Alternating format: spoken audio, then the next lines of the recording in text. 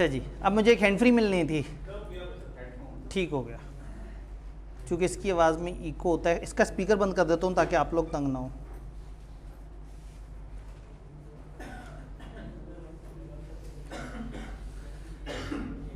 ज़रा एक दफ़ा देखूँ इनकी आपस में सिंकिंग कैसी है। गुड है।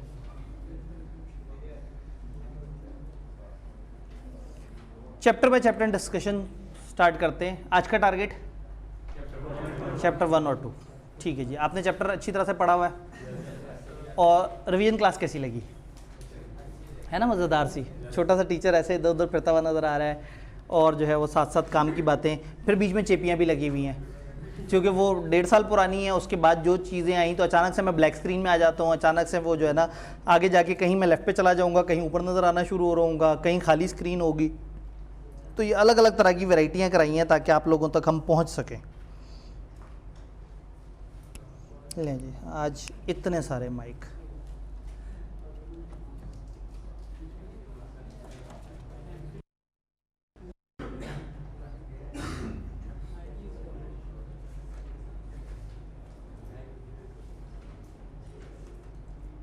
जी, एक्सटर्नल माइक्रोफोन जिसमें कोई लहरें नहीं आ रही।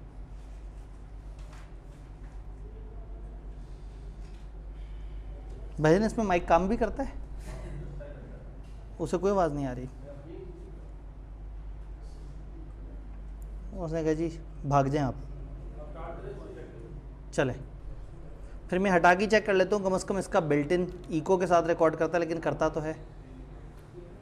डन।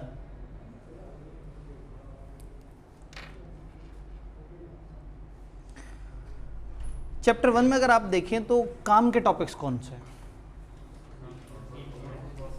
नॉट फॉर प्रॉफिट इदारे के पॉइंट्स, होल्डिंग सब्सिडरी वाली शर्तें और प्राइवेट पब्लिक कंपनी के डिफरेंसेस, मेनली ये हैं। फिर आखिरी 1-2 सफ़ों पे जो डिस्कशन है ना मिनिमम नंबर ऑफ मेंबर वाली और वो इस तरह की कि कंपनी बना लेनी चाहिए, वो इससे कम बंदे हों तो इस तरह से, तो वो डिस्कशन कुछ अर्से पहले ऐड हुई है। यानी कि ये हमारे सिलेबस में तकरीबन 2 अटैम्प्ट पीछे ऐड हुई है। उससे पहले वो दोनों चीज़ें नहीं होती थी हमारे सिलेबस में, वो आखिरी वाले 2-3 सफ़े पे चीज़ें हैं। तो उस वक्त यही 3 टॉपिक आई कैप को बहुत पसंद होते थे। तो ज़रा एक दफ़ा चल के देखते हैं कि आई कैप में क्या चल रहा है। आई कैप के पास पेपर, हम पुराने से नए पेपर की तरफ आएंगे।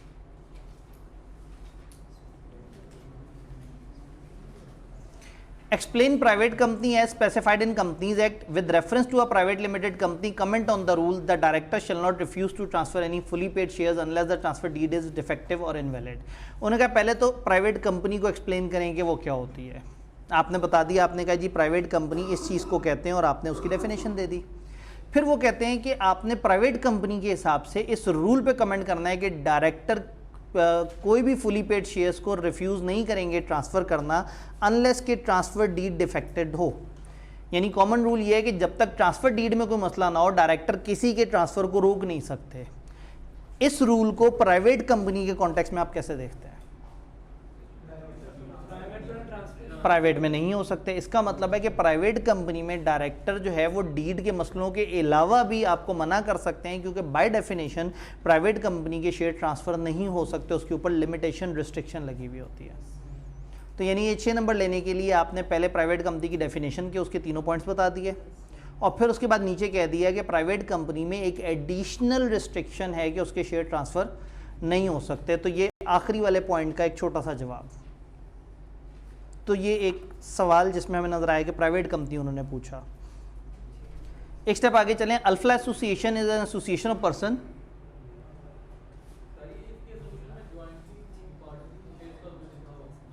जी अगेन प्राइवेट कंपनी की जब आप डेफिनेशन देते हैं तो प्राइवेट कंपनी की डेफिनेशन में आप 3 पॉइंट्स बताते हैं। फिर एक बात आप ज़रूर कहते हैं कि एम्प्लॉयज़ मेंबर्स में काउंट नहीं होंगे और 2 या 2 से ज़्यादा लोग अगर जॉइंटली शेयर होल्ड कर रहे हैं तो वो काउंटिंग में एक मेंबर काउंट होगा। तो ये वाली बात पता है, ये आई कैप की कई डेफिनेशंस हैं। डेफिनेशन के नीचे मतलब डेफिनेशन तो डेफिनेशन के नीचे इटैलिक में कोई नोट छोड़ दिया हुआ होता है। एग्जामिनर कमेंट में आई कैप ने 2-3 दफ़ा गमो गुस्से का इजहार किया। मैं एग्जांपल देता हूँ, स्पेशल रेजोल्यूशन ये यही डेफिनेशन प्राइवेट कंपनी की डेफिनेशन आएगी, आप लिख के फारिग होंगे और एग्जामिनर कमेंट में आपको लिखा हुआ नजर आएगा कि जी स्टूडेंट्स ने ये बात बताई ही नहीं कि अगर जॉइंट शेयर होल्डर्स हो तो सिंगल काउंट होंगे।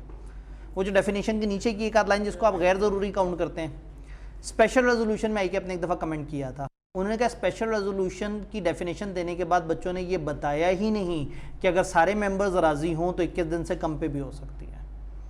तो इसका मतलब ये है कि आईकैप एक्सपेक्ट करता है कि हम डेफिनेशन के साथ जो उसके बाकी लवाजमात थे वो भी हम लिखें। अल्फा एसोसिएट एक एसोसिएशन ऑफ पर्सन है, ये अपने आप को लिमिटेड कंपनी के तौर पर रजिस्टर तो कराना चाहते हैं लेकिन ये वर्ड लिमिटेड नहीं लगाना चाहते। एक एसोसिएशन ऑफ पर्सन है, चंद लोग हैं, वो कंपनी बनना चाहते हैं लेकिन वो वर्ड लिमिटेड नहीं लगाना चाह रहे। In view of the provisions of companies act 2017 you are required to explain the condition, आपने वो कंडीशंस बतानी है। कौन सी conditions? That need to be satisfied before SECP में issue it a licence and allow it to dispense with the word limited from its name. बताएं कि वो क्या शर्तें फुलफिल करके SECP की कौन सी बातें माने कि उनको लिमिटेड का वर्ड नाम के एंड से हटाने की इजाज़त मिल जाए। नंबर 2, वो कौन सी बातें हैं under which the licence may be revoke and its consequences. 11 number का सवाल, एसोसिएशन नॉट फॉर प्रॉफिट, एक दफ़ा भी इन्होंने वर्ड नॉट फॉर प्रॉफिट नहीं इस्तेमाल किया सवाल में। अच्छा, ये सवाल उन्होंने चैप्टर 1 ख़त्म होने के बाद नहीं पूछा, जब आप पूरा पेपर देने गए तो वहाँ पे पूछा।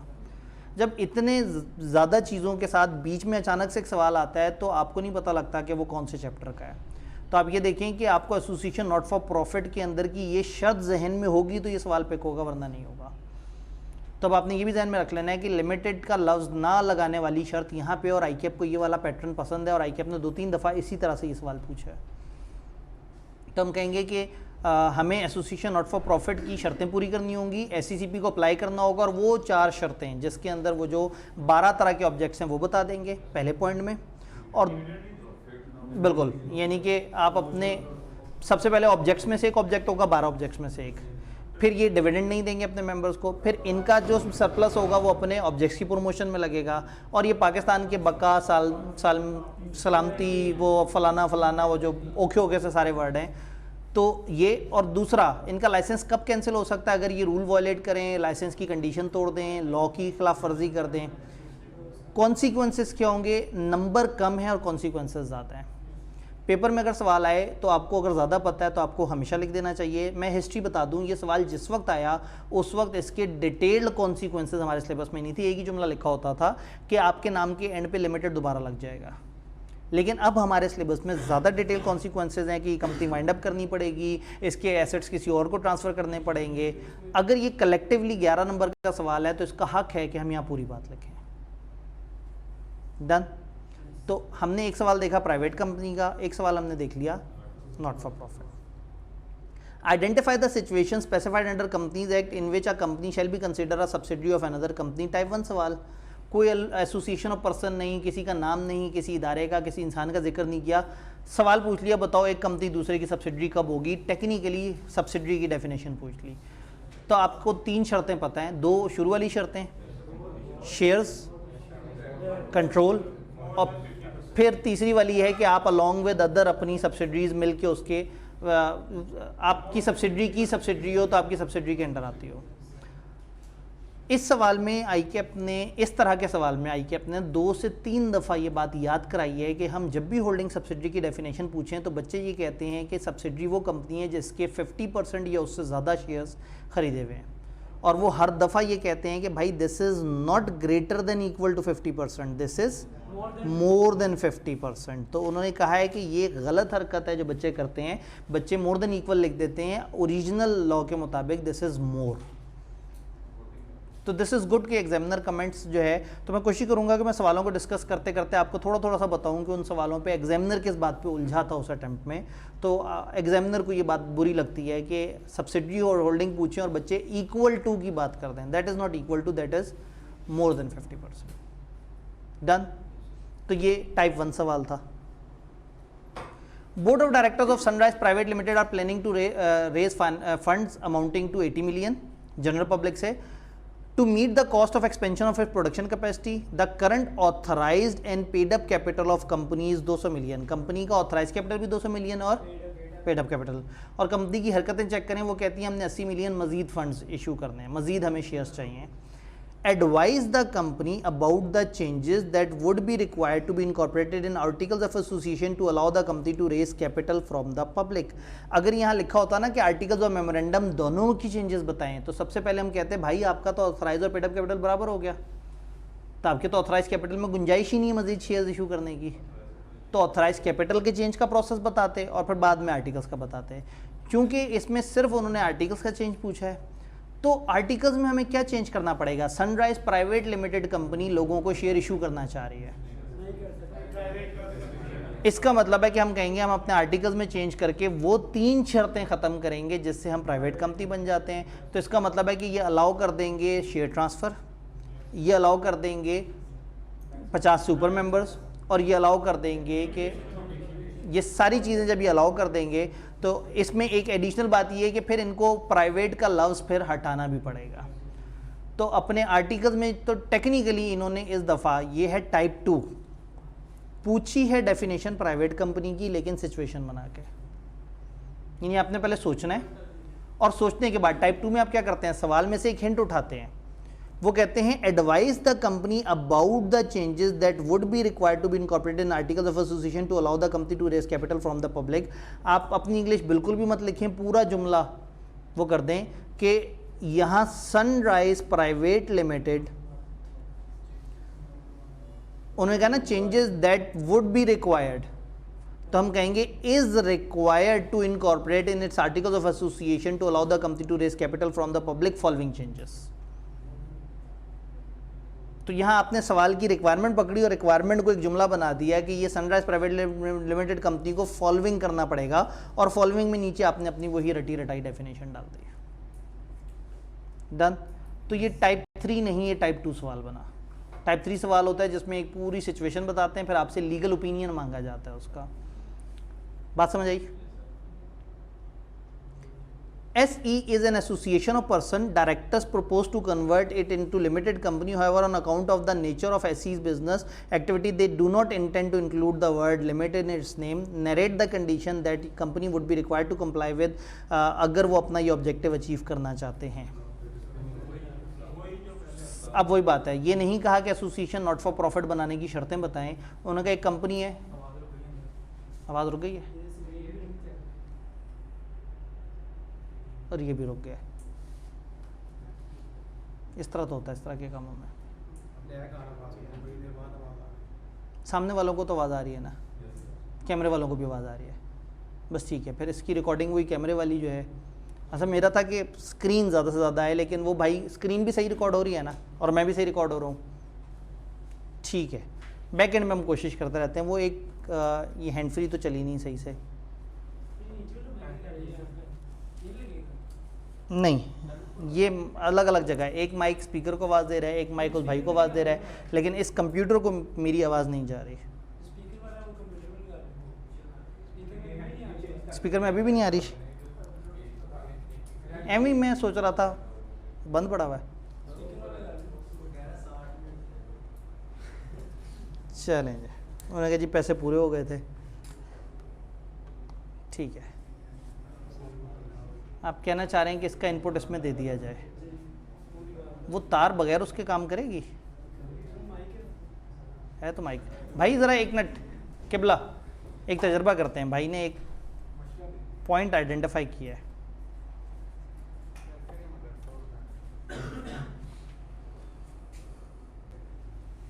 लग तो रहा है। वो कहाँ गए भाई जिन्होंने मुझे बताना था? क्या उनको मेरी आवाज़ आ रही है?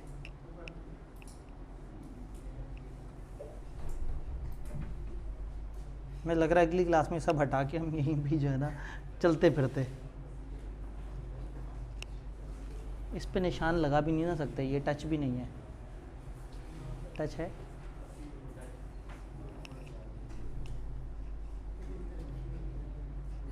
चलें मीनवाइल हम आगे चलते हैं, वो आएंगे तो हमें बताएंगे। वो बाहर नहीं है, आवाज़ नहीं आ रही, तो भाई की हैंड फ्री लगा के हम बिल्कुल ही आवाज़ से गए। किस्मत का मसला है, कुछ नहीं कर सकते। ये लीजिए, आपकी हैंड फ्री जो है वो किसी अच्छे काम नहीं आ सकी।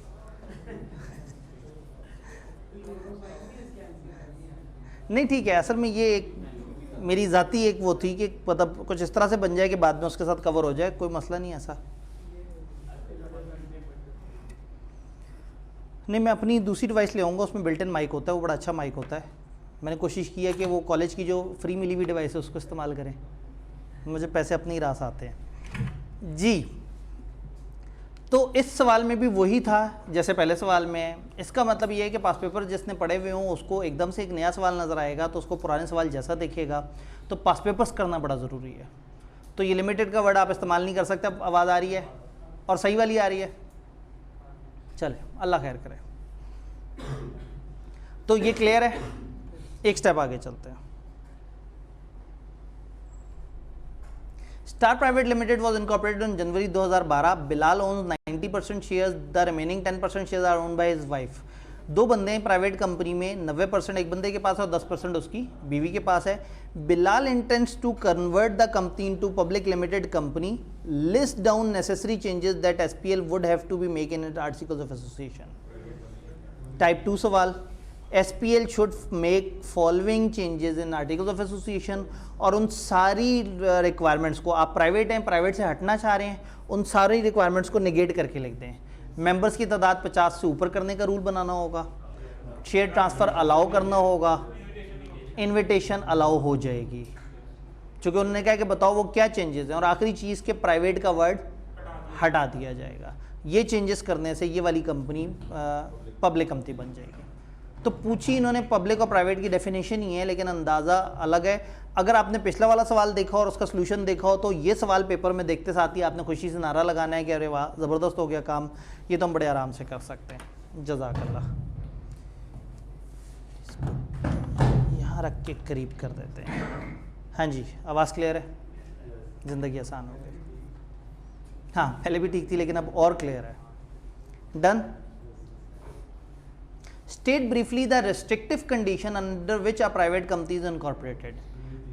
अगर आप गौर से देखें तो बहुत ही को पसंद है प्राइवेट कंपनियों ने, कि तकरीबन हर दूसरा सवाल हमें प्राइवेट कंपनी का नज़र आ रहा है। तो इससे क्या होता है, पास पेपर करने से आपको फर्दर चैप्टर में ये पता लग जाता है कि कौन सी एरिया को तो घोल के पी जाना है। तो प्राइवेट कंपनी की डेफिनेशन टाइप 1 सवाल है, आपने डेफिनेशन दे देनी है, और अगेन डेफिनेशन देने के बाद वो जो उसके साथ छोटे मोटे पुर्जे हैं कि 2 या 2 से ज़्यादा मेंबर्स ने मिलके शेयर लिया हुआ तो एक काउंट होगा। तो जो डेफिनेशन के साथ कनेक्टेड चीज़ें हैं, आई कैप के एग्जामिनर की एक्सपेक्टेशन पता नहीं क्यों है कि हमें वो भी लिखना चाहिए। और अगर हमें वो आता है और हमें पेपर में लग रहा है कि पता नहीं पूछा या नहीं पूछा, तो लिख देने में हर्ज नहीं है। सीलों में लिख के पछताना है, बगैर लिखे नहीं पछताना। लिख के पछताएंगे तो ज़्यादा से ज़्यादा आपका दुख होगा कि मेरा कलम ज़रा ज़्यादा देर तक चला। टाइम तो आपको मिल जाना है। मैंने आपको बताया कि आप तकरीबन पेपर में 2 घंटे बाद वेले बैठे हुए होंगे, या आप सारा कर चुके होंगे, या जितना आता होगा उतना कर चुके होंगे। बाकी 1 घंटा सोचते रहेंगे, उसने ना 1 घंटे में याद आना है, उसने जिस वक्त आप बाहर निकल के बाइक पे किक मारेंगे ना तब याद आएगा कि ये लिखना था। तो फिर सारे रास्ते आप अपने आप को कोसते हुए आ रहे होंगे। तो टाइप 1 सवाल है straight forward. Under the provision of Companies Act, list the circumstances under which Mahkoom Limited may be deemed to be a subsidiary of Hakim Limited। अच्छा भला टाइप 1 सवाल पूछते पूछते टाइप 2 सवाल पूछ दिया। मैं बार बार आपको टाइप 1 2 इसलिए बता रहा हूँ कि लिखने के तरीके का फ़र्क है। अगर वो कहते हैं ना under the provision of companies act list the circumstances under which a company can be considered subsidiary of other company, तो फिर मैं डेफिनेशन दे देता। लेकिन चूंकि यहाँ हाकिम और महकूम का इन्होंने जिक्र किया, ये टाइप 2 बन गया है, तो अब मुझे सवाल में से एक जुमला उठाना होगा। और मुझे स्टार्टिंग उन्होंने जो याद है डिस्कशन टाइप 1 2 3 वाली, अगेन वो रिवीजन क्लासेस साथ साथ जो है ना वो देखिए, उससे काफ़ी फ़ायदा होगा। मेरी अजम्पशन ये है कि पास पेपर के डिस्कशन के वक्त आप लोगों ने रिवीजन क्लास देखी हुई है, तो फिर उससे बात बनेगी, अदरवाइज़ तो आपको पता ही नहीं लगेगा कि हम क्या बात कर रहे हैं। तो अगर खाली डेफिनेशन होती तो हम लिख देते, चूँकि यहाँ महकूम और हाकिम का जिक्र है तो हम कहेंगे यहीं से following are the circumstances under which Mahkoom limited में be deem to be subsidiary of Hakim limited. और फिर कहते हैं कि अगर महकूम ने उसके, अब वो नीचे जो 3 लाइनें लिखी हुई हैं उसमें होल्डिंग जहाँ जहाँ लिखना था वहाँ हाकिम लिख दें, और जहाँ जहाँ सब्सिडी लिखना था वहाँ महकूम लिख दें, तो आई कैप को प्यार हो जाएगा आपसे कि कितना अच्छा बच्चा है, इसने हाकिम और महकूम की मेरी फरमाइश मान ली। तो हो सकता है एक बच्चा पूरी डेफिनेशन लिख दे लेकिन हाकिम महकूम का जिक्र ना करे। मैं अगर एग्जामिनर हूँ और मेरा दिल थोड़ा सा नरम है तो मैं शायद 2 नंबर देने के बारे में सोचूंगा, लेकिन एक करख्त एग्जामिनर 1 से 1.5 नंबर दे दे, बहुत बड़ी बात है। ऐसे सवाल में जिसमें उन्होंने बेचारों ने नाम लिया कि ज़रा इन 2 के बारे में बताओ, ये कभी होल्डिंग सब्सिडी बनेंगे, आपने कहा उन्हें छोड़ो, मैं आपको जनरल डेफिनेशन देता हूँ। तो इसलिए ना सवाल का एहतराम करना भी ज़रूरी है। 1 नंबर हर सवाल में से बिला वजह स्किप हो जाते हैं, पता भी नहीं लगता और हमारे हाथ से स्लिप हो जाते हैं। सर इस तरह भी हो सकता है सीधा लिख के उसके नीचे दोनों को रिलेट कर दें। आप ऐसा भी, अगर आप डेफिनेशन देना चाहें तो डेफिनेशन देने के बाद आप नीचे रिलेट कर दें। आप यूँ भी कर सकते हैं कि आप कहें कि हाकिम लिमिटेड कंपनी होल्डिंग तब बनेगी जब वो होल्डिंग की वो फॉलोइंग शर्तें मान ले, और नीचे आप डेफिनेशन दे दें। तो ये बात पे डिपेंड करता है, आपने सिर्फ आई कैप को ये रियलाइज़ कराना है कि आपने उनके सवाल में दिए हुए किरदारों को अपने जवाब में इस्तेमाल किया। Done. Under the provision of companies act briefly describe the following special resolution. इसी सवाल के एग्जामिनर कमेंट में आई कैप ने रोते हुए कहा था कि मुझे नहीं समझ आता कि बच्चों ने ये क्यों नहीं लिखा कि अगर 100% मेंबर्स मान जाएंगे तो 21 दिन से कम भी हो सकता है। इंटरेस्टिंग बात है कि वो डेफिनेशन के नीचे का एक नोट है, बट डेफिनेशन के साथ इस तरह के कनेक्टेड नोट एग्जामिनर की ख्वाहिश है कि बच्चे लिखें, तो आपने कहीं रिस्क नहीं लेना। आपको अगर बेज़रर सा भी नोट नज़र आ रहा है और आपने याद किया हुआ है तो उसे लिख देने में आफियत है। तो ये टाइप 1 का स्ट्रेट फॉरवर्ड सीधा सीधा सवाल पूछा है कि अपने what is meant by term member as described under the provision of companies act. Member की डेफिनेशन पूछ ली 4 नंबर की, फिर नीचे सिनेरियो सा दिया है। ये जो मेंबर की 4 नंबर की डेफिनेशन पूछी, इसकी जब मार्किंग स्कीम देखी ना तो उन्होंने कहा कि कंपनी हैविंग शेयर कैपिटल के तनाजुर में बताने के 2.5 नंबर और company not having share capital के तनाजुर में बताने के 1.5 नंबर। आई कैप का एक और डॉक्यूमेंट भी होता है मार्किंग स्कीम, जिसमें वो बताते हैं कि हमने सवाल के जवाब में नंबर किस किस तरह से देने थे। तो यानी वो एक्सपेक्ट करते हैं कि मेंबर की डेफिनेशन को आप बाकायदा हिस्सों में एलेबोरेट करके वो जो दोनों तीनों तरह की शर्तें वो बताएंगे। तो 4 नंबर के लिए मेंबर की डेफिनेशन पूछ ली। Then Paband Limited in process of incorporation and has filed an application with the registrar office for registration। वो incorporate होने लगे हैं, registration के लिए अप्लाई कर दिया है।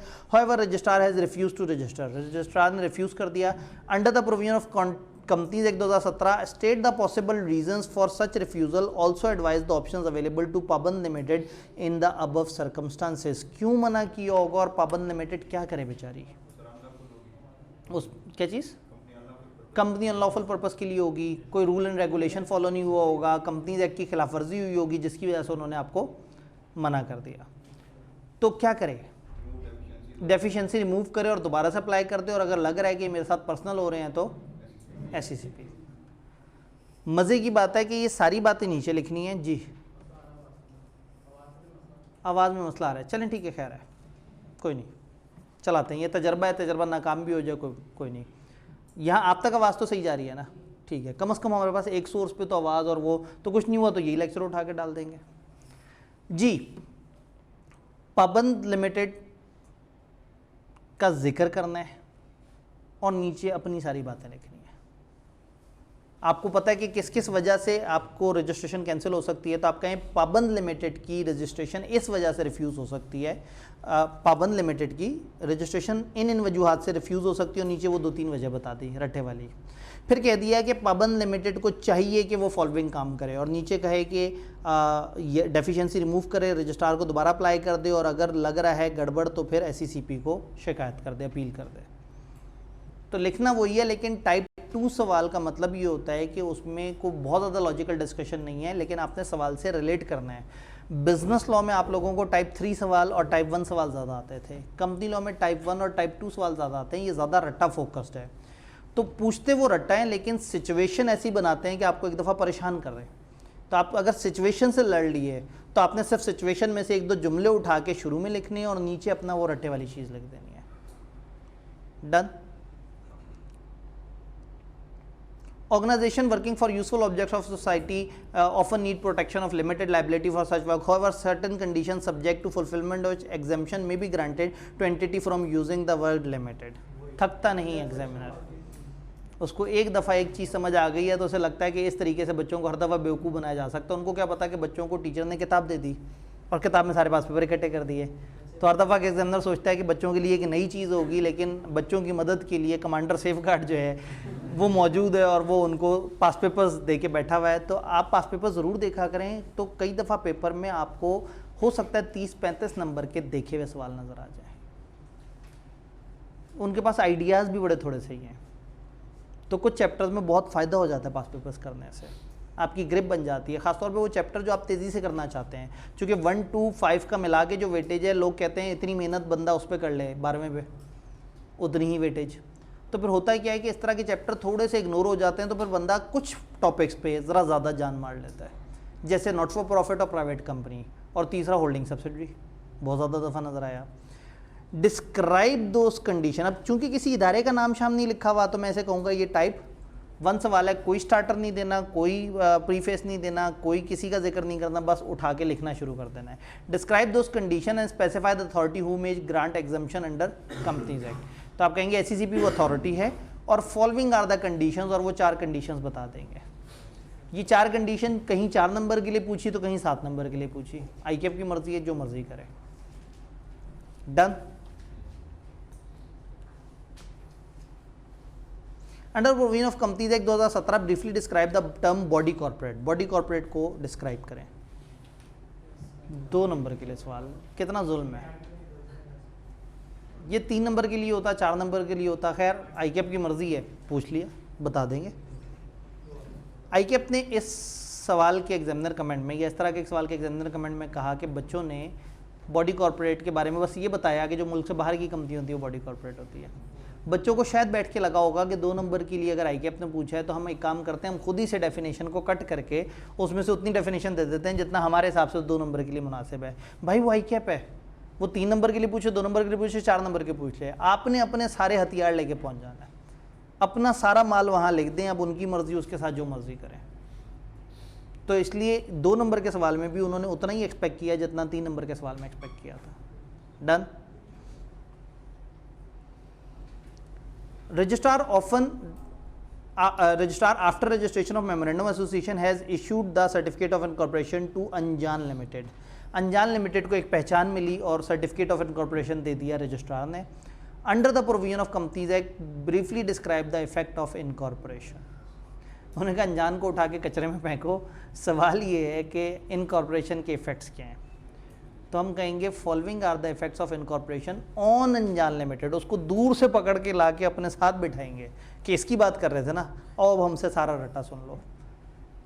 तो जब किरदार नजर आए सवाल में तो उस किरदार को जवाब में डालना है, धक्के से डालना है। बेशक उनको लगे कि हमारी बात सुनी है इसने, ये वो बच्चा नहीं है जो बस रट्टा मार के आया हुआ और जहां एक लफ्ज नजर आ गया उसने रट्टा अपना चेप दिया। तो आपने इस अनजान को बीच में कहीं ना कहीं फिट करना है। सवाल में इस वक्त गुंजाइश नहीं थी, उन्होंने कहा describe the effects of incorporation. तो आप नॉर्मली कहते हैं कि इफेक्ट्स ऑफ इनकॉर्पोरेशन नीचे, तो आप यूं लिख दें कि इफेक्ट्स ऑफ इनकॉर्पोरेशन ब्रैकेट में ऑन अंजान लिमिटेड। मतलब थोड़ा सा तो उन्हें लगे कि हाँ भाई, मतलब आपने एहतराम किया उनके सवाल का। तो एहतराम बड़ा ज़रूरी है। तो उनके सवाल में याद रखना है, जब भी किसी सवाल में किरदार हो, इंसानों के नाम हो, कंपनियों के नाम हो, आपसे मशवरा मांगा गया है, तो आपने उस सवाल की स्टेटमेंट को यूज़ करना है अपने जवाब को लिखते हुए। लिखना ज़्यादातर रट्टा ही है। आप देखें अभी तक किसी सवाल में हमसे को बहुत ओपिनियन नहीं मांगा गया। जैसे एम लॉ के अंदर, बिजनेस लॉ के अंदर हमारे से वकालत वाला ओपिनियन मांगा जाता था, बताओ ये फ्रॉड कर रहा है या नहीं कर रहा। यहाँ उस तरह के सवाल कम है। क्लियर हो गया? टाइप 2 सवाल बन गया टाइप 1 के बजाय। अगर यहाँ अनजान ना होता, ये सवाल सिर्फ इतना होता, briefly describe the effects of incorporation 4 number का, तो मैं इसे कहता ये टाइप 1 सवाल है, फिर सीधा सीधा लिख देते, कोई स्याको सबाक देने की जरूरत नहीं थी। Under provision of Companies Act briefly describe the circumstances in which a company would be considered as a holding company of another। अब 2 नंबर के लिए पूछ लिया, और आ कंपनी है तो कोई स्पेसिफिक नाम शाम नहीं है, सिंपल टाइप 1 है, जवाब लिखा और सर से उतारा।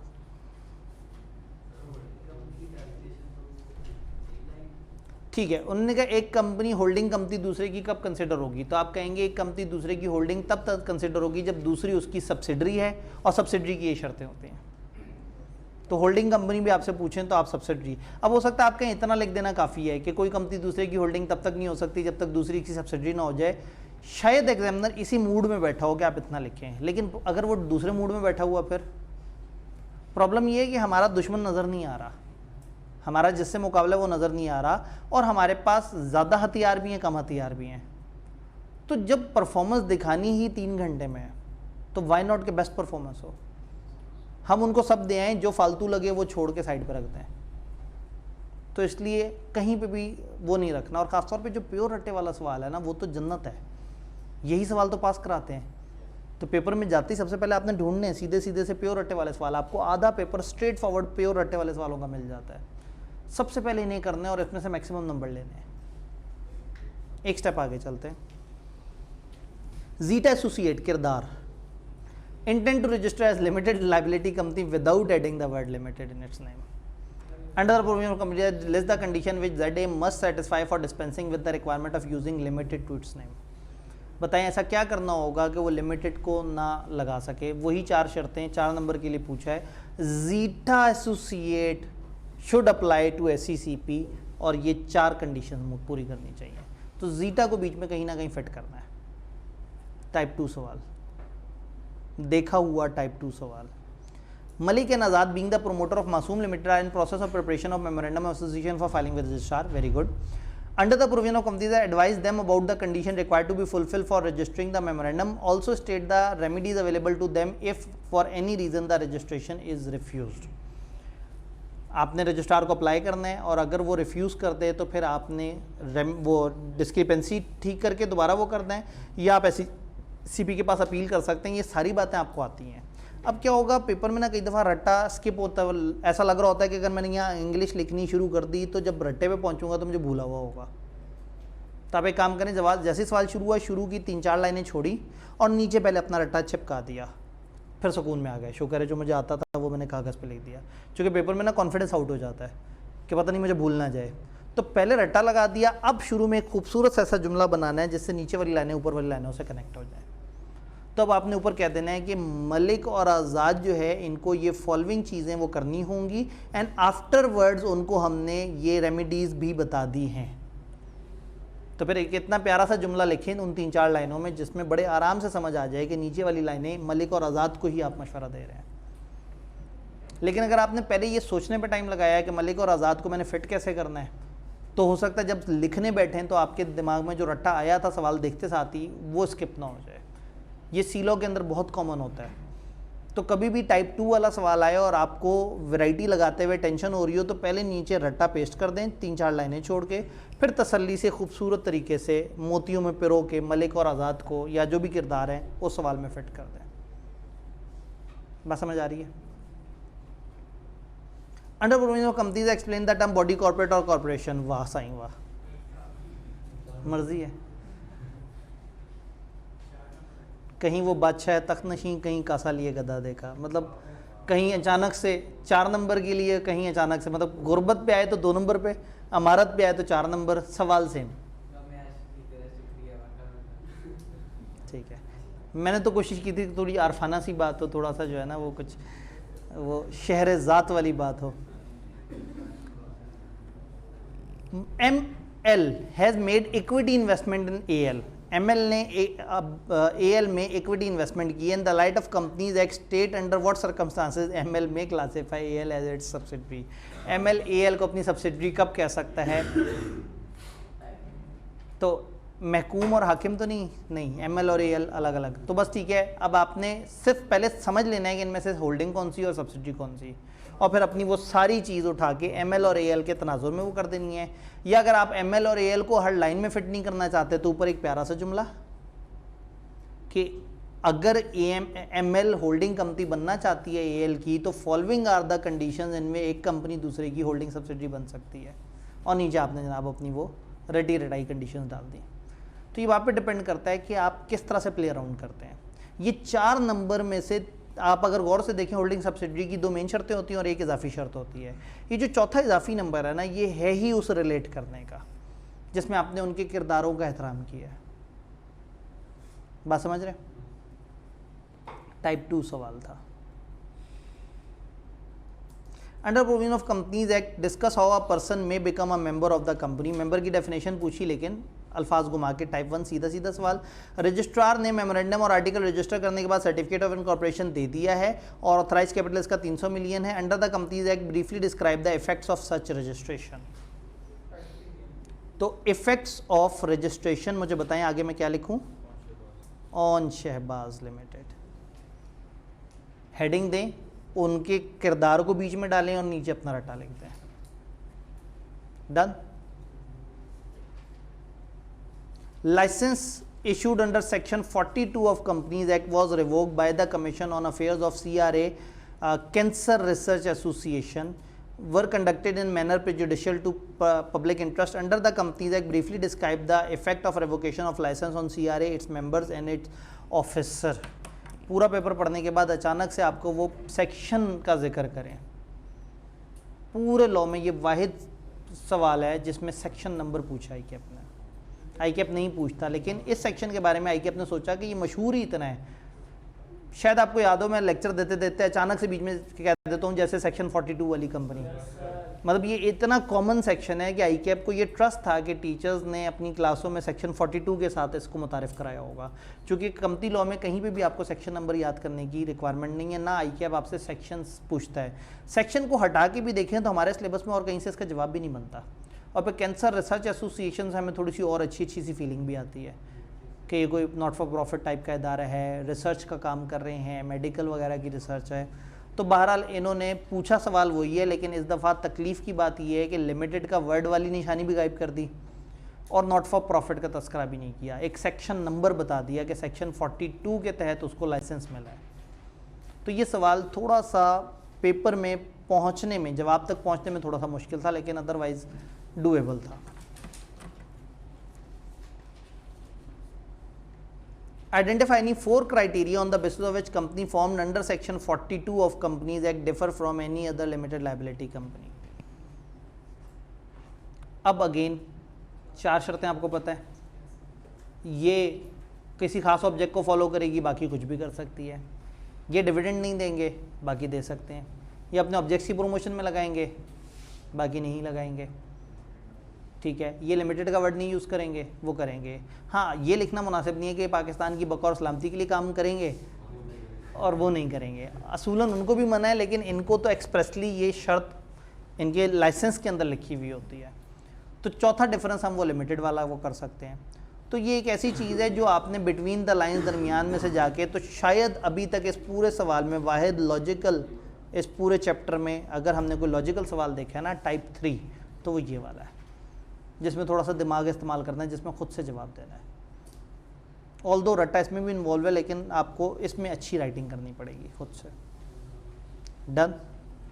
आपके पास सॉल्यूशंस भी मौजूद होते हैं। मैं इस वक्त मकसद ये नहीं कि मैं सवाल दिखाऊं, सॉल्यूशन दिखाऊं और आगे चलें। मैं आपको पेपर में अप्रोच करने के ऊपर बात कर रहा हूं, क्योंकि सॉल्यूशन तो आप देख ही सकते हैं घर बैठे। फिर इस डिस्कशन का हमारा कोई फ़ायदा नहीं। ये डिस्कशन है कि हम देखेंगे सवाल को किस तरह से देखने और आपने पास पेपर करते हुए क्या एहतियात करनी है। तो छोटी छोटी टिप्स एंड टेक्निक्स पे बात हो रही है। जी, लास्ट अटेम्प्ट को क्या है? गौर से स्क्रीन की तरफ देखें। आपको लग रहा है हम बगैर तैयारी के हैं। स्प्रिंग बाइस लेटेस्ट अटेम्प्ट का सवाल जी।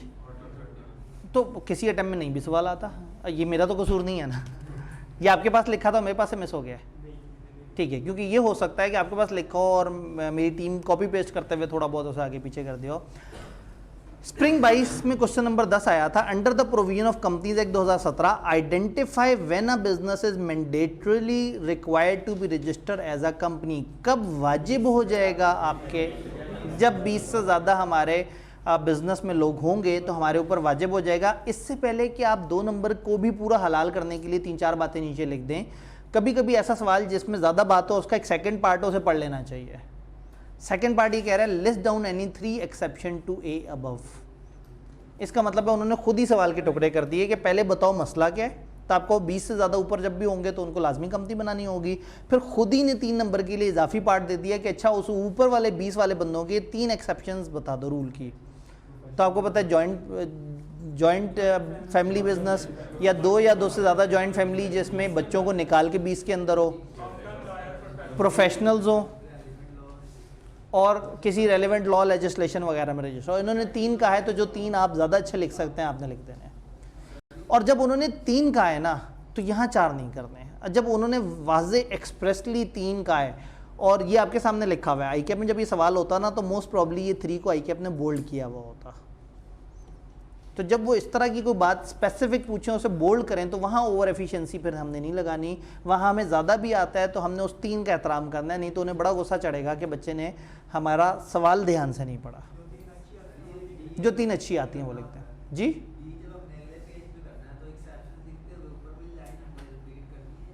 नहीं, उसको ज़रूरत नहीं है। आप कहें कि the exceptions to part A are followings, चूँकि सवाल के ऊपर वो आ रहा होगा तो चेकर को पता होगा कि आप पार्ट ए को रेफर कर रहे हैं।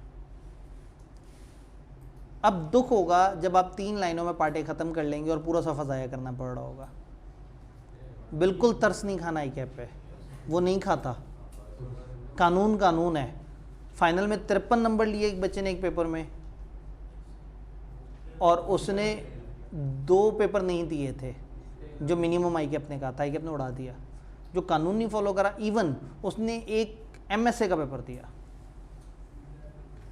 और एक CFAP का पेपर दिया, ये सोच के कि मैं 2 CA फाइनल के पेपर दे रहा हूँ। आई कैप ने कहा नहीं, CFAP के 2 पेपर कहा था। तो इसलिए जब वो कानून के मामले में बिल्कुल बेरहम हो जाते हैं ना, तो फिर आपने भी बेरहम हो जाना है। एक लाइन लिखी, पूरा सफ़ा ज़ाया हो गया, हो जाए कोई बात नहीं, आपने पैसे भरे हैं, दुखी मत हो, आपने अपने नंबर पूरे करने हैं जी। नंबर नहीं आते, पहली दफ़ा आई कैप ने शो किए हैं, क्योंकि ऐसा नहीं होता था पहले कि एक बंदा पास हो और वो रह जाए। ये हमारे ज़माने में होता था। हमें फाइनल के 4 पेपर होते थे तो चारों इकट्ठे देने होते थे, चारों में इकट्ठे पास होना होता था, और चारों लगातार होते थे। मंडे, ट्यूसडे, वेडनेसडे, थर्सडे ख़त्म कहानी। फ्राइडे को फॉर्म वाले बुला लेते थे।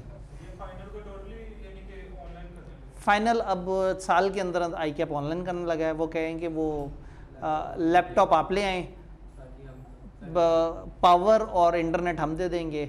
वो जिस पे वो होता है ना कि वो गड्डी तू ले आ तो पेट्रोल में पवान दिया, तो लैपटॉप अपना ले आओ, पेट्रोल हम डाल देंगे, और उसके बाद अपने ही लैपटॉप पे बैठ के अपना अपना सा फील हो, अपने लैपटॉप पे बैठ के अपनाइयत के साथ फेल हो जाओ।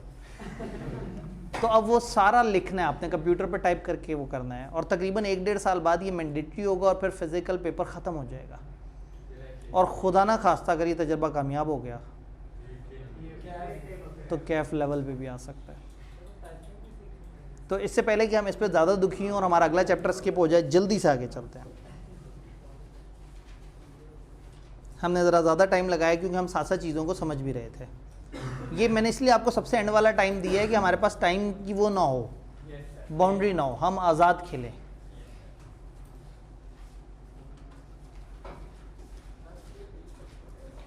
खैर उतना टाइम अब नहीं लगेगा जितना पहले वाले में लगा था, क्योंकि कुछ और चीज़ें हैं। ओए द मीटिंग IAS 38 SIC 32 4.5, ये किसका हो रहा है? हम गो टू वेबिनार पे, गो टू मीटिंग पे, ठीक है। मैंने कहा मैं किसी और टीचर की क्लास तो नहीं खा गया? नहीं, ठीक है।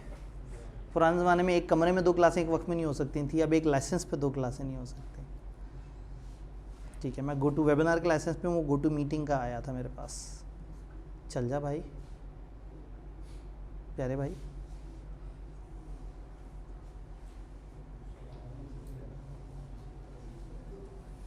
शायद इसको यूं सुनाई देता हो।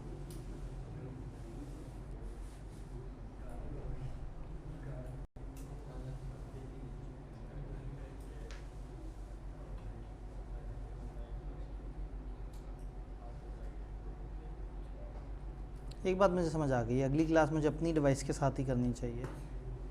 ये बेचारी कब से फारिग पड़ी हुई थी, ये बिल्कुल ही परेशान हो गई है। असल में मेरी अपनी नहीं है ना, कॉलेज की प्रॉपर्टी को सदका नहीं कर सकता। ये कोविड के स्टार्ट में हमने ये वाली डिवाइसेस ली थी कॉलेज की तरफ से, तो मुझे लगा कि ये अभी भी अच्छा काम करती होगी, लेकिन ये भूल गई है अच्छा काम करना। कोई बात नहीं, हम अपनी सरफेस लेके आएंगे, वो अच्छा काम करती है। उसकी राइटिंग ज़रा गंदी होती है, मतलब जो मैं लिख रहा हूँ इससे भी ज़्यादा गंदी हो जाएगी। मेमोरेंडम एंड आर्टिकल्स, चैप्टर 1 के अहम टॉपिक अब हमें 2-3 समझ आ गए। 3 अहम टॉपिक और एंड पे वो जो रजिस्ट्रेशन के आफ्टर इफेक्ट्स और वो जो रिफ्यूज़ल है, वो तो गिनती के 4 ही टॉपिक्स हैं जो बार बार रिपीट किए हैं।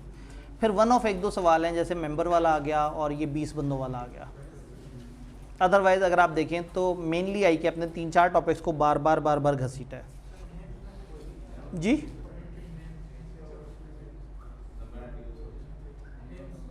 नहीं, नेम्स तो चैप्टर 2 में ठीक हो गया।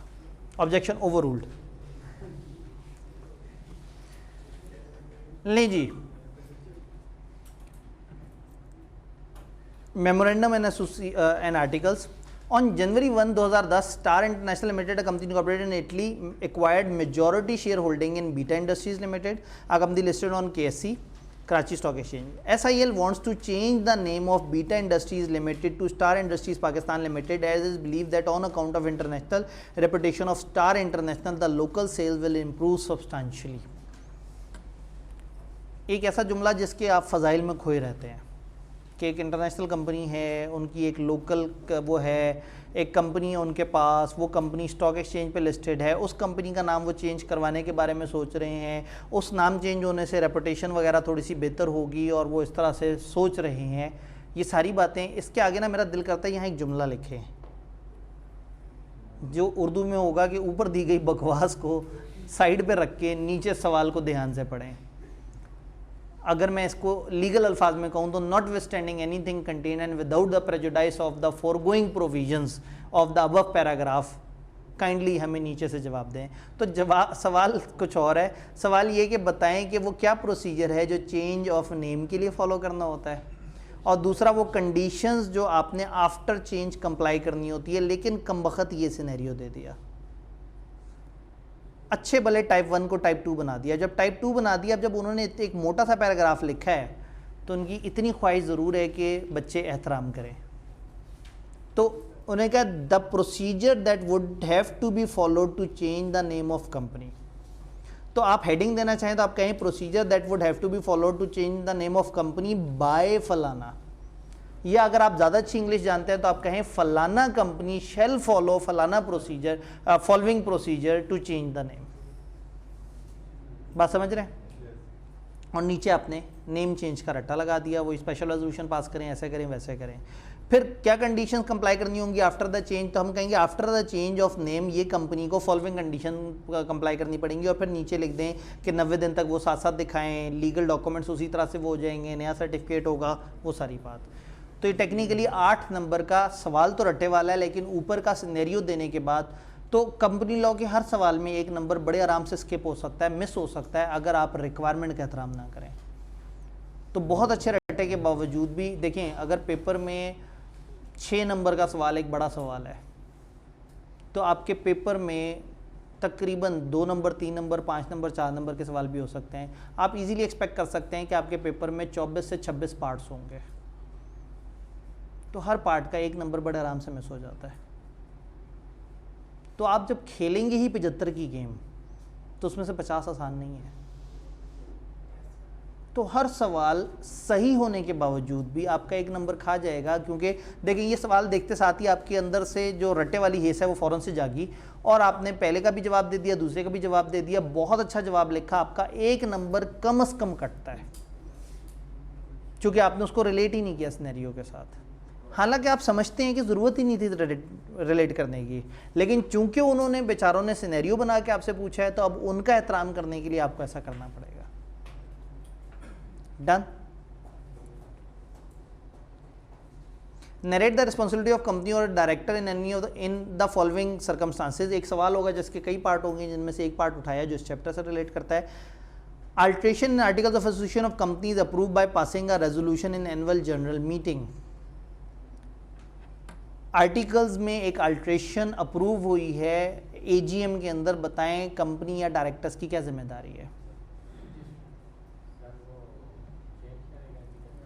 पहले तो ये देखें कि वो रेजोल्यूशन स्पेशल हुई है या नहीं हुई, क्योंकि आर्टिकल्स की जो चेंज है वो सादा रेजोल्यूशन से नहीं पास होती। तो अगर आप इजाफी पॉइंट लेना चाहें तो आप लिख देंगे हम पहले चेक करेंगे कोई स्पेशल रेजोल्यूशन है या नहीं। अच्छा हो गई, अल्ट्रेशन हो गई, अब क्या करना है, फाइल करना है। आपने एक अल्टर्ड आर्टिकल्स उठा के और रजिस्ट्रार को फाइल कर देना है, और उसके बाद मेंबर कभी भी आपसे आर्टिकल्स लेंगे तो आपने क्या करना है, अल्टर्ड कॉपी उनके हवाले करनी है, इस तरह से। Clear, done. Briefly describe the provision of company relating to alteration of objects of company. Objects पुराने ज़माने का नाम है, प्रिंसिपल लाइन ऑफ बिजनेस को ऑब्जेक्ट क्लॉज कहा जाता था। तो principal line of business change करने का प्रोसेस पूछा है 2 नंबर के लिए, तो आपको पता है principal line of business change करने का प्रोसेस सीधा सा है, आराम से। हाँ, एक ख़ास तरह की अल्टरेशन है जो बड़े प्रोसेस से होती है, जिसमें नेम वो जिसमें कुछ ऐसा हो जिससे वो लाइसेंस वाली साइड पे आप चले जाएं। 2 नंबर का सवाल है, असूलन जब आप इसके अंदर पूरा प्रोसेस बता रहे हैं तो गालबन छोटे वाले से काम चल जाएगा। फिर भी अगर डर लगे तो आप नीचे लिख सकते हैं कि अगर ऑब्जेक्ट या principal line of business change हो के लाइसेंस एक्टिविटी हो तो उसके लिए एक डिफरेंट प्रोसेस है। कम से कम ये बता दें कि मुझे पता है कि और प्रोसेस है लेकिन तुमने नंबर थोड़े से दिए हैं, मैं क्या करूं, मैंने ऊपर छोटा प्रोसेस भी लिख दिया है और ये भी बता दिया कि मुझे बड़ा प्रोसेस भी आता है। अब 2 नंबर के लिए इससे ज़्यादा मैं क्या कर सकता हूं आपके लिए। तो ये in AGM of Paramount limited share holder objected to shifting of registered office from Multan to Lahore without obtaining confirmation from commission. उसने कहा आप मुल्तान से लाहौर जा रहे हैं और SCCP से पूछा ही नहीं, कितनी गुस्ताखी कर दी आपने। फाइनली टाइप 3 सवाल, कानून ये कहता है कि रजिस्टर्ड ऑफिस क्लॉज अगर चेंज हो प्रोविंस के चेंज की वजह से तो स्पेशल रेजोल्यूशन पास करें और SCCP से इजाज़त लें। इस वाले में चूंकि विद इन प्रोविंस मूवमेंट हो रही है तो बताना ज़रूरी है, इजाज़त लेना ज़रूरी नहीं। देयरफॉर पैरामाउंट लिमिटेड ने अगर SCCP से कंफर्मेशन नहीं ली तो उन्होंने कुछ गलत नहीं किया। बात समझ आ रही है ना, कि सिर्फ एड्रेस चेंज हुआ है एक ही सूबे में। अगर सूबा बदलता तो रजिस्टर ऑफिस चेंज होता, जिसके बाद बड़ा प्रोसेस फॉलो करते और स्पेशल रेजोल्यूशन और फिर SCCP इन्वॉल्व करते और फिर एंड पर रजिस्ट्रार आता। ये 4 नंबर के लिए कम एलोकेशन थी मार्क्स की, इसमें लिखना ज़्यादा था। जी यहाँ से कोई सवाल था?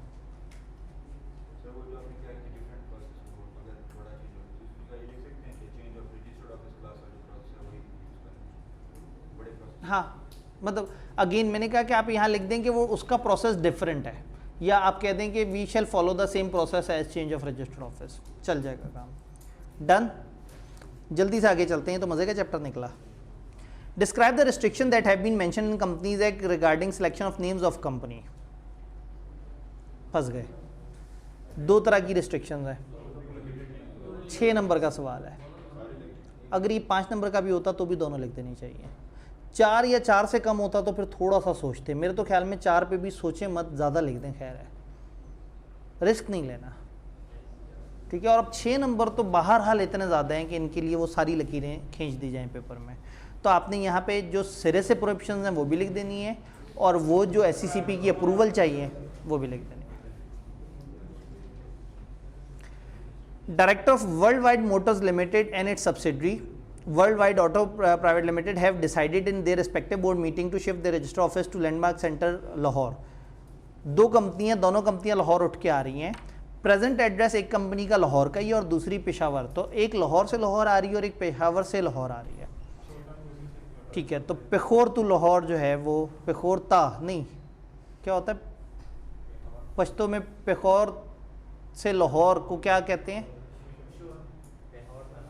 पेखोर तताई आता है उधर भी, अच्छा ठीक है। तो पेखोर ता लाहौर, ठीक है, पेखोर ता लाहौर, ताकि लाहौर वाले फिर कहीं पखैर राग ले, ठीक है, हर कला राशा, ठीक है जी। और आगे से अगर उन्होंने कह दिया जो तो सारा मीना कोम, तो फिर कितनी मुश्किल में पड़ जाएंगे लाहौर वाले। खैर इग्नोर, ये पेशावर वाले समझ सकते हैं इस जुमले का मतलब। ऑल दो मेरा एक्सेंट थोड़ा गलत होगा लेकिन नीयत साफ थी, ठीक है। तो ये आप बाद में वीडियो को पॉज करके थोड़ा सा स्लो में सुन सकते हैं कि मैंने कौन सा मीना कोम की बात की थी। You are required to list the procedures to be followed by each company for shifting its registered office under the provision। ये दोनों कंपनियों को आपने बताना है कि वो क्या करें। एक लाहौर से लाहौर आ रही है, एक पेखोर ता लाहौर आ रही है। तो जो पेशावर से लाहौर आ रही है वो पूरा प्रोसेस फॉलो करके आएगी, और जो सिर्फ वहाँ से आ रही है, लाहौर से लाहौर आ रही है, तो उसने एड्रेस चेंज के बारे में बता देना है, बाकी उसकी कोई जिम्मेदारी नहीं है। तो अब आपने करना ये है कि आपने दोनों, पहले एक कंपनी की हेडिंग देनी है, process to be followed by वो वाली कंपनी, और नीचे छोटा प्रोसेस लिख देना है। छोटा क्या है, ये तो बहुत ही छोटा प्रोसेस है ना, आपने सिर्फ इन्फॉर्म करना है। फिर दूसरी का लिखना है और फिर उसकी सारी चीज़ें कवर कर देनी है। यहाँ एक लीगल बहस है कि रजिस्टर्ड ऑफिस जब चेंज होता है और शहर ना भी चेंज हो या सूबा ना भी चेंज हो तो क्या स्पेशल रेजोल्यूशन पास करनी है या नहीं करनी। प्रॉब्लम ये है कि लॉ के अंदर कन्फ्लिक्ट है सेंटेंस में। सेंटेंस ऐसा है कि इसका मतलब येस भी निकल सकता है और नो भी निकल सकता है। तो आप अगर लिख दें कि हम स्पेशल रेजोल्यूशन पास करेंगे और फिर हम अपना एड्रेस चेंज करेंगे तो को ज़्यादा ख़तरे वाली बात नहीं है। अगर उन्हें बुरा लगेगा वो काट देंगे, लेकिन नहीं लिखेंगे और वो चाहते थे तो ज़्यादा बुरा लगे शायद उन्हें। तो स्पेशल रेजोल्यूशन दोनों जगह पास करें, और एक जगह सिर्फ रजिस्ट्रार को बता दें और दूसरी जगह पूरा SCCP और वो सारा प्रोसेस फॉलो करें। 10 नंबर का सवाल। अब इतने नंबर नहीं है उनके पास, क्योंकि अब 3 चैप्टर्स की मिला के 15 से 20 नंबर की वेटेज है। तो मूड में आने पे आए तो पूछ सकते हैं, 10 का इधर से पूछ लें, 10 का शेयर कैपिटल से पूछ लें और भूल जाएं किसी और चैप्टर को। Under provision of Companies Act, a company without a prior approval of SCCP cannot be registered by a name which contains certain words or phrases suggesting certain attributes, affiliations. List those attributes या affiliation SCCP से पूछे बगैर कौन कौन सी तरह के ताल्लुक नहीं शो कर सकते। अलग से लिस्ट है पैट्रोनेज वाली, वो वाली लिस्ट मांगी है। टोटल इन्होंने प्रॉब्लम नहीं मांगे। यहाँ नंबर मेरे पास गायब हुए हैं, पता नहीं इसके कितने नंबर थे। Directors of Muntakil limited are considering to relocate company's registered office, चूँकि उनका नाम मुंतकिल है, Karachi to Islamabad to carry on business more economically. तो आपके पास सवाल में इससे ज़्यादा लिखा हुआ है? एक मिनट, मैं थोड़ा सा आगे पीछे करके देख लूँ। हमारी कॉपी पेस्ट वाली टीम ने जो है वो नीचे का वो उड़ा दिया। क्या है सवाल?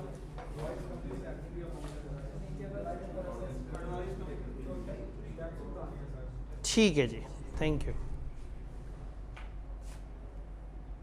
तो ये सवाल आगे पीछे हुए हैं, इसका मतलब है।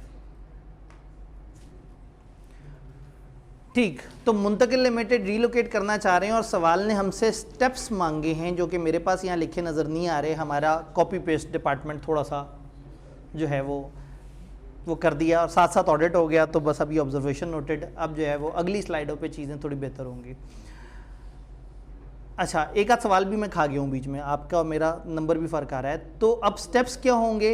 मुंतकिल लिमिटेड को फॉलोइंग स्टेप्स फॉलो करने होंगे। और क्या कर रहे हैं ये, कहाँ से कहाँ आ रहे हैं? कराची इस्लामाबाद। इस्लामाबाद एक पार्ट ऑफ पाकिस्तान है और कराची एक सूबे के अंदर आता है, तो बड़ा वाला प्रोसेस। मुंतकिल कंपनी को फॉलोइंग प्रोसेस फॉलो करना होगा। स्पेशल रेजोल्यूशन पास करें, SCCP को अप्लाई करें, SCCP की जब कंफर्मेशन आ जाए तो रजिस्ट्रार को जमा कराएं। वो सारी चीज़ें हम यहाँ लिख देंगे। Done. Yavar limited is engage in business of manufacture and supply of watches. इस तरह का जब भी बड़ा सवाल आता है ना, मेरा दिल करता है पहले मैं रिक्वायरमेंट पढ़ लूँ। काम मैं इतनी ज़्यादा एनर्जी एक लाइन पे लगाता रहूँ और पता लगे कि बात सीधी सीधी सी हो। तो under the provision of companies act 2017 briefly describe the circumstances in which YL may alter the registered office and object clause, यानी कि प्रिंसिपल लाइन ऑफ बिजनेस। कौन सी सिचुएशंस हैं जिसमें आप ये दो क्लॉजेस चेंज कर सकते हैं? याद है हमारे सिलेबस में रीजंस दी हुई हैं दोनों की इकट्ठी। और condition which must be satisfied before SCCP में issue an order confirming the alteration. वो क्या होगा जिसके बाद SCCP आपको इजाज़त देगा? तो आपको याद होगा SCCP मेंबर से और क्रेडिटर्स वगैरह से पूछ के इजाज़त देता है, और आपने स्पेशल रेजोल्यूशन भी पास की हुई हो। और कौन से सर्कमस्टांसेज है, आप नया बिजनेस चूज़ कर रहे हैं, लाइसेंस एक्टिविटी की तरफ जा रहे हैं, याद है वो 2-3 बातें जो इकट्ठी हैं। तो सवाल रट्टे वाला है। तो फिर यावर कौन है? Yavar is engaged in business of manufacturing and supply of watches in urban area of Sindh. However, due to rapidly changing consumer demand, YL decided to diversify its business and start assembly of smartphones at their factory in Multan. The company is also planning to move its register office from Karachi to Multan. In order to alter the register office and object clause of memorandum for the purpose, YL has passed a special resolution as applied to commission for approval. सब कुछ खुद ही बता दिया। जब थक गए तो देखा तो सवाल तो सीधा सा था कि बताएं वो क्या सर्कमस्टांसेज हैं। तो है रट्टे वाला सवाल, लेकिन चूंकि यावर आ गया बीच में तो हम कहेंगे following are the circumstances in which YL may alter the registered office. तो टाइप 2 में आपको नॉर्मली जो स्टार्टिंग लाइन है वो सवाल में से मिल जाती है। ना मिले तो थोड़ा इंटेलिजेंटली अच्छी सी लाइन बनाने पे थोड़ी सी एफर्ट कर लेनी चाहिए, नीचे तो आपका रट्टा चल जाएगा। डन। तो टाइप 2 जी, दूसरा कौन सी कंडीशन है जो सेटिस्फाई होनी चाहिए जिस पे एससीसीपी बाद में आपको कंफर्म करेगा। एक तो स्पेशल रेजोल्यूशन होनी चाहिए, हम कहें कि वो हमें गिवन है कि वो हो चुकी हुई है। दूसरा एससीसीपी को आपने खुद अप्लाई किया हो कि जी आप हमें बताएं, और फिर एससीसीपी आपके क्रेडिटर्स और मेंबर्स से कंफर्म करने के बाद कि क्या इससे किसी को नुकसान तो नहीं होगा, किसी के राइट्स तो नहीं मुतासर हो रहे, और देन आपको इजाज़त देती है।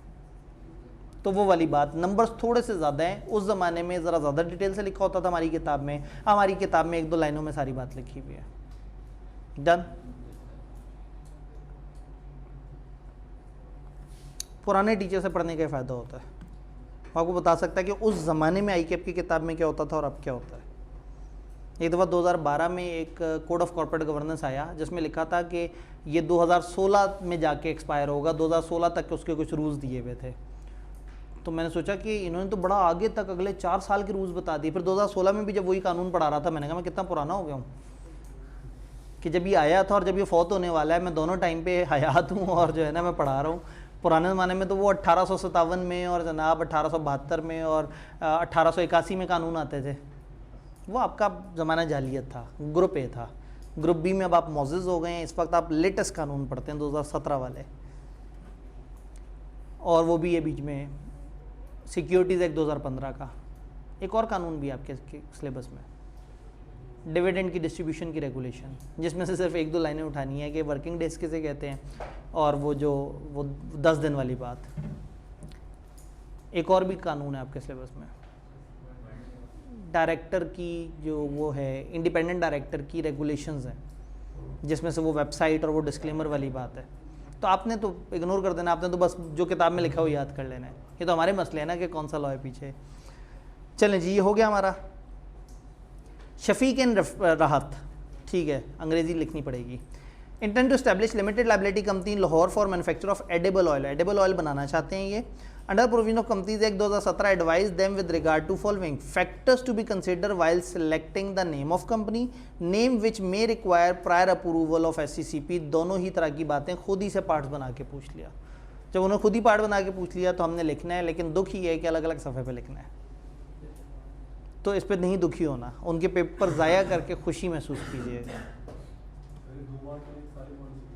जी बिल्कुल, ये अगेन अब तो ये पास पेपर की डिस्कशन के बाद तो ये कन्फ्यूजन ही ख़त्म हो गई कि कितने नंबर में कितना लिखना होता है। आपने देखा एक ही सवाल 2 नंबर के लिए भी पूछा, 3 नंबर के लिए भी पूछा, 4 नंबर के लिए भी पूछा। तो हमने जो हमें आता है ना वो लिख देना है। तो 2 नंबर के लिए उन्होंने वो सिलेक्शन वाली बातें पूछ ली, वो ज़्यादा हैं, और दूसरे वाले के 4 नंबर, लेकिन उसके अंदर सेंटेंस बड़े बड़े हैं। तो 6 नंबर के लिए उन्होंने सब कुछ पूछ लिया। पीछे भी हमने 6 नंबर के सवाल में सब लिखा था, इधर भी 6 नंबर के सवाल में सब लिखते हैं।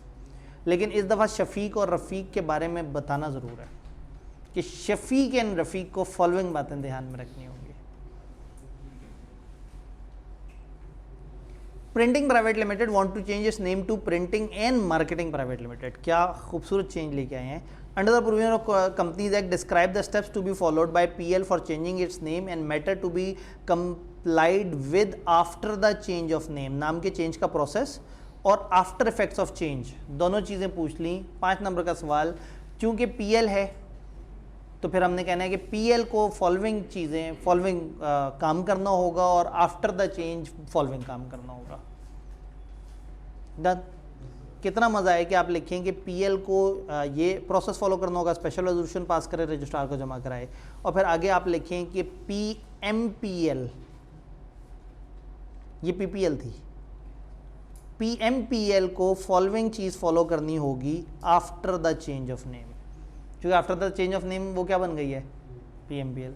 तो हो सकता है आईकेप कहे कि बच्चे ने इतना डीपली नोट किया कि चेंज से पहले उसका नाम पीपीएल था, तो पीपीएल ऊपर वाला प्रोसेस फॉलो करे चेंज ऑफ नेम के लिए, और अब चेंज हो गया है तो अब नया नाम क्या है, पीएमपीएल। तो अब पीएमपीएल को ये करना चाहिए, तो उससे एवी एफिशिएंसी लग जाएगी। ये इस तरह की हरकतें बंदा करता है उस आखिरी घंटे में, जब वेला बैठा हुआ होता है ना, जब समझ नहीं आ रहा होता कि अब ये 3-4 सवाल हैं, इनका पता तो कुछ लग नहीं रहा होता, फिर फूल बूटे बना रहा होता है। उस टाइम पे पेपर की शीट में जो सबसे नीचे या सबसे ऊपर कुछ चीज़ बनी हुई है, बार कोड, इससे दूर रहना है। जब कुछ नहीं समझ आ रहा होता ना तो बंदे का दिल करता है कि ये खाली जगह है ना, इसको भर दिया जाए।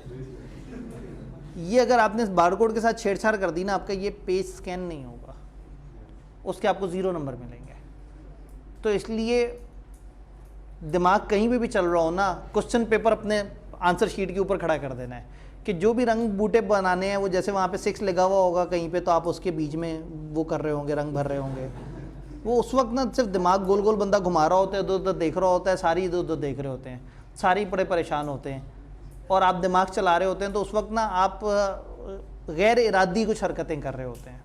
उन हरकतों में अपनी आंसर शीट के बार कोड से दूर रहना है। अपनी आंसर शीट के ऊपर अपना क्वेश्चन पेपर रख दें, जो हरकतें करनी है उसके ऊपर कर दें, ठीक है। और कुछ नहीं तो बंदा आई कैप के मोनोग्राम जो है ना उसके साथ अपना मोनोग्राम बनाना शुरू कर देता है, क्योंकि दिमाग चलाना है और उस वक्त याद ही नहीं आ रहा कुछ। तो आंसर शीट से दूर रहना है ये सारी हरकतें करते हुए। ये आपको पेपर में बैठ के याद आएगा जब आप आखिरी 1 घंटे में बैठे सोच रहे होंगे ना करना क्या है। जनरली ये 2 घंटे में ख़त्म हो जाता है पेपर। ये ज़्यादा बड़ा पेपर नहीं होता जिनको आता है, और जिनको नहीं आता उनका 2 घंटे से थोड़ा सा और जल्दी ख़त्म हो जाता है।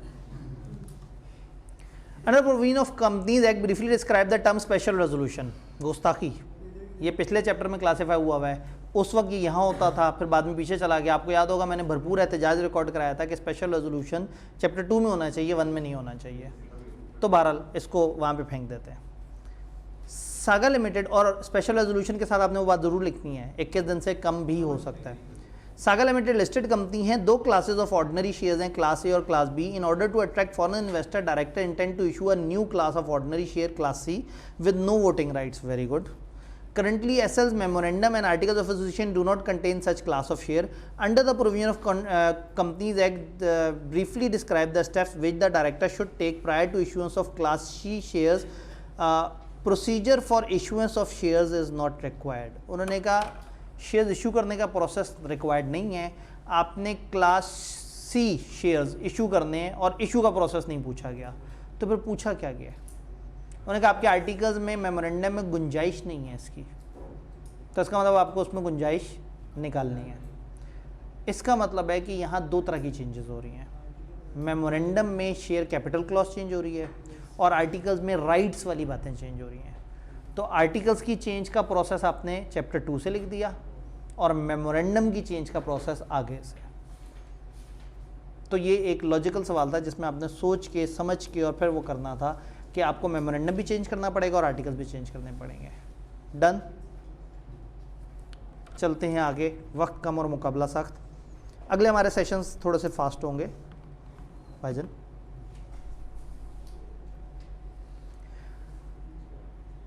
प्रिंसिपल लाइन ऑफ बिजनेस के बारे में आप क्या जानते हैं? उन्होंने कहा जी कंपनीज एक्ट में प्रिंसिपल लाइन ऑफ बिजनेस के बारे में जो लिखा है हमें बता दें।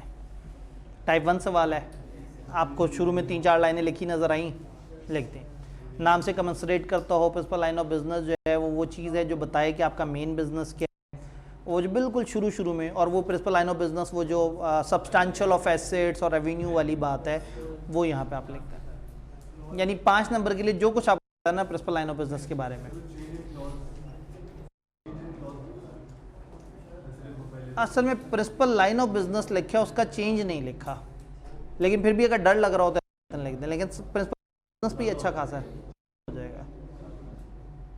A team of young engineers, मेरा जिक्र हो रहा है, अच्छा, is planning to incorporate a private limited company which would provide machine maintenance services to large companies.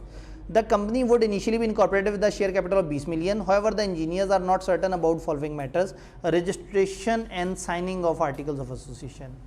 मतलब इंजीनियर को सबसे छोटी वाली बात नहीं आई कि आर्टिकल्स ऑफ एसोसिएशन की रजिस्ट्रेशन और साइनिंग किस तरह से होगी। तो आप कहेंगे जितने भी सब्सक्राइबर हैं उस पर साइन करेंगे, अपने नाम पते और वो सारी चीज़ें देंगे और वो जमा कराएंगे। Advise the team of engineer in respect of above matters. असल में किसी सवाल का ये पार्ट ही है, उसमें कोई और भी होंगे, कुछ और मशवरे भी मांगे होंगे उन्होंने। तो आप कहेंगे कि ये टीम ऑफ इंजीनियर्स को फॉलोइंग चीज़ फॉलो करनी होगी और नीचे रजिस्ट्रेशन एंड साइनिंग का जो आपको पता है वो आप कि जी आर्टिकल्स ऑफ एसोसिएशन प्रिंट होता है, उसके ऊपर नाम शाम और वो सारी चीज़ें आ रही होती हैं और वो फिर रजिस्ट्रार को आप जमा कराते हैं, वो उसको रजिस्टर करता है। तो 3 नंबर के लिए थोड़ा ज़्यादा लिखना पड़ेगा। Group of person intend to form a limited liability company with the objective to provide research related services to pharmaceutical companies. सुन के तो एसोसिएशन नॉट फॉर प्रॉफिट की feel I. In this respect, one of the promoter proposed Pharma Research Authority as a name of the proposed company, which was liked by all the promoters. सारे promoter बहुत पसंद किया इस बात को कि आपने एक नाम सजेस्ट किया था, pharma research authority. Under the provision of companies act 2017, comment on the validity, नाम बताया उसकी validity, and suggest how they can overcome the deficiency if any in it. Proper type 3 सवाल। एक बंदे ने कहा कि मुझे एक बड़ा प्यारा नाम लग रहा है का नाम रिसर्च अथॉरिटी। अब आपने बताना है कि इस नाम में आपको क्या परेशानी नजर आ रही है। अथॉरिटी का नाम लिखा हुआ है जिससे एफिलिएशन, कनेक्शन, पैट्रनेज हमें गवर्नमेंट या गवर्नमेंट के किसी इदारे से लग रहा है। फिर उन्होंने कहा कि अच्छा बताओ इस डेफिशिएंसी को, इस प्रॉब्लम को कैसे रिजॉल्व किया जाए। एससीसीपी से हम प्रायर अप्रूवल ले लें तो वो, अब 6 नंबर के लिए 2-3 बातों से तो काम नहीं चलेगा। तो ये है टाइप 3 सवाल जिसमें उन्होंने आपसे ओपिनियन मांगा है। आपका एक कानून ये कहता है कि अगर आपका नाम सजेस्ट करता है फलाना फलाना फलाना, तो वो नाम आप तब तक नहीं रख सकते जब आप एससीसीपी से अप्रूवल ना ले लें।